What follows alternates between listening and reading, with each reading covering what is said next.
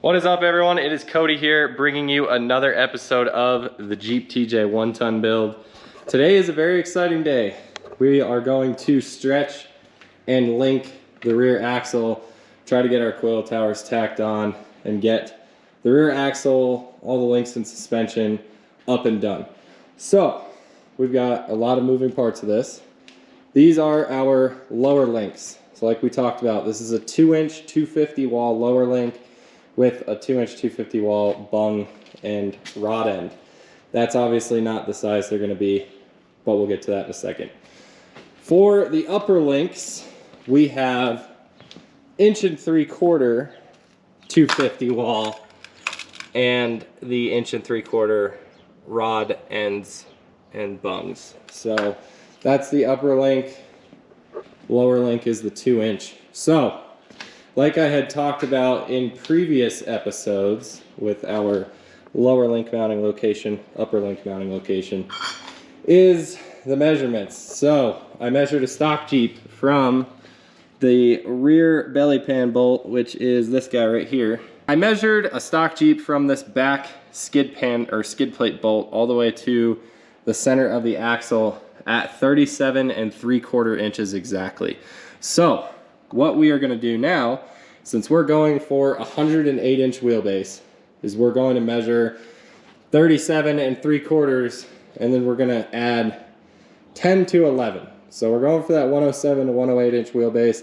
I think I'm going to stick to a hard 10 on this and see if we can't stretch the additional inch out of the front when we get there. But so basically we're going for 47 3/4 inches from that belly pan bolt to the center of the axle. Once we have that centered, we obviously have to calculate in the length of our rod end and bung.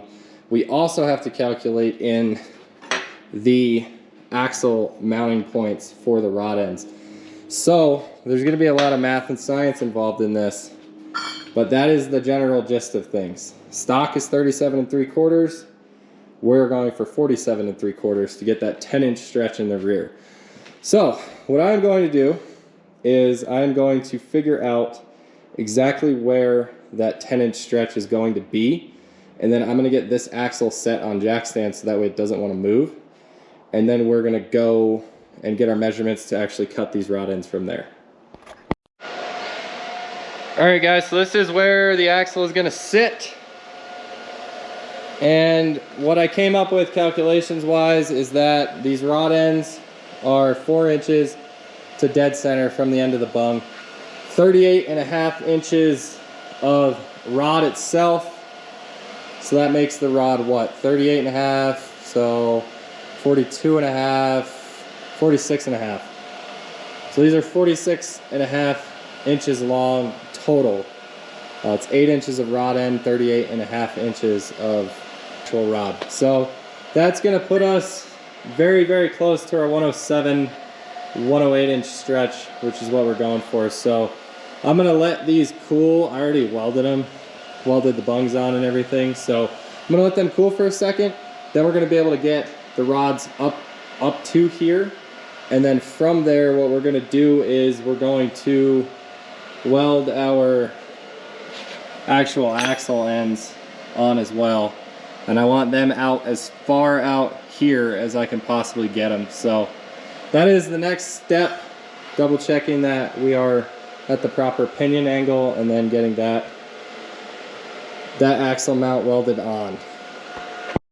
All right, I got the axle centered, pinion angle set where I want it, and the way I centered this axle was took a tape measure and I took a flat bar here, just put it on the frame and lined it up with the frame, and then measured from the edge of this here to my piece of metal. So on a 14 bolt full width, it's 5 3/4 inches on each side is the median. So this axle set exactly where we need it to be set.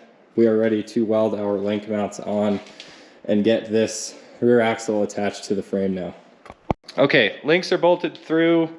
They're just sitting there. I haven't gotten hardware yet, but they're in place. Our 14 bolt mounts are in place. So this is essentially full bump. is I can't go any higher without smacking rods on that cross member right there. So this is essentially where full bump is at on this Jeep, which is where you want to set up your links initially, because if you look at it, full bump is up here, and then ride height's right here, and then full flex is in. It's like a giant arc. So we got these set in place. The coil towers make perfect jack stands, since I'm out of jack stands. We're gonna go ahead and weld these solid here, and once we do that, our lower links on both sides are in essentially. We can work on measuring our upper links, and then once we have our upper links measured, it's just cutting them, putting them in place, and we've got all of our links done. Then the coil towers that are currently jack stands will become actual coil towers, and we'll get ride height and everything set on these kings. And then the rear suspension geometry part, the main thing is done.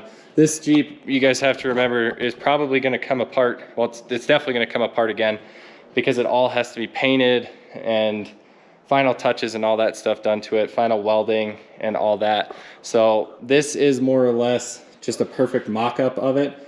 And then once everything's mocked up, front and rear, it'll all come back apart again, and then we'll paint it and all that stuff. So I'm gonna get to welding this stuff, and then we'll work on the upper legs.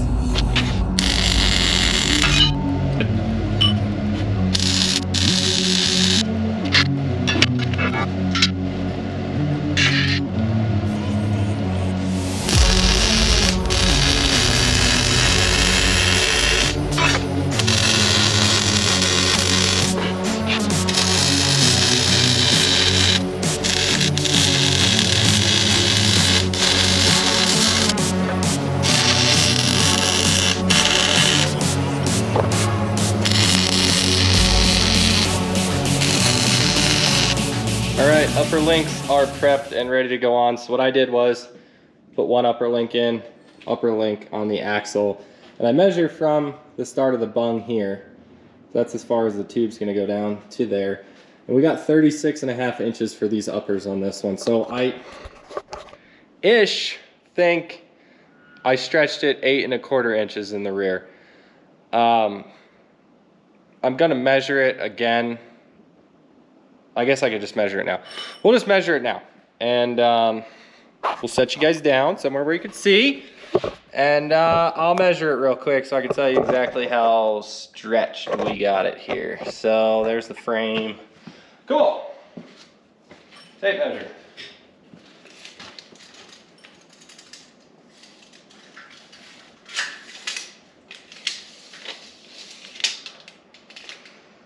All right, 46.5. What is 46.5 minus 37.75? Let's see.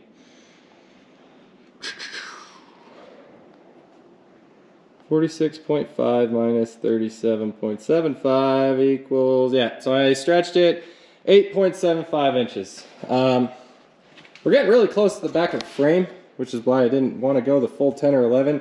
I think it'll look really weird if the axle's sitting beyond the frame. So this is a good spot for it. It's kind of out of the way, that upper cross member here. So 8.75 inches of stretch in the rear.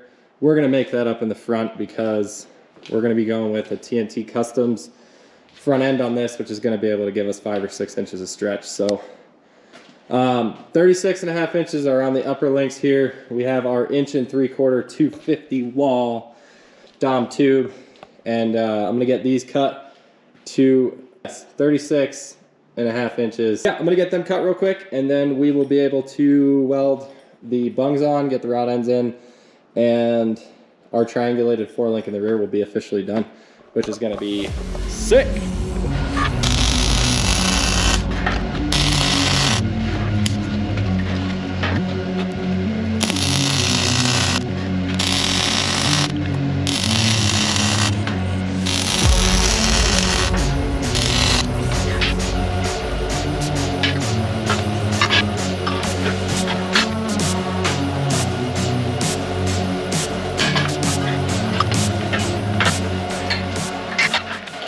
All right, guys, after a lot of trial and error, our links are in.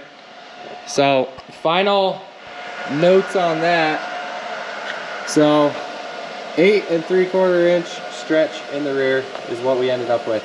So the upper lengths 36.5, the rear lengths 38.5. That is not counting rod ends. So rod ends are adding 4 inches exactly. So add 8 inches to those numbers for the total overall length measurement.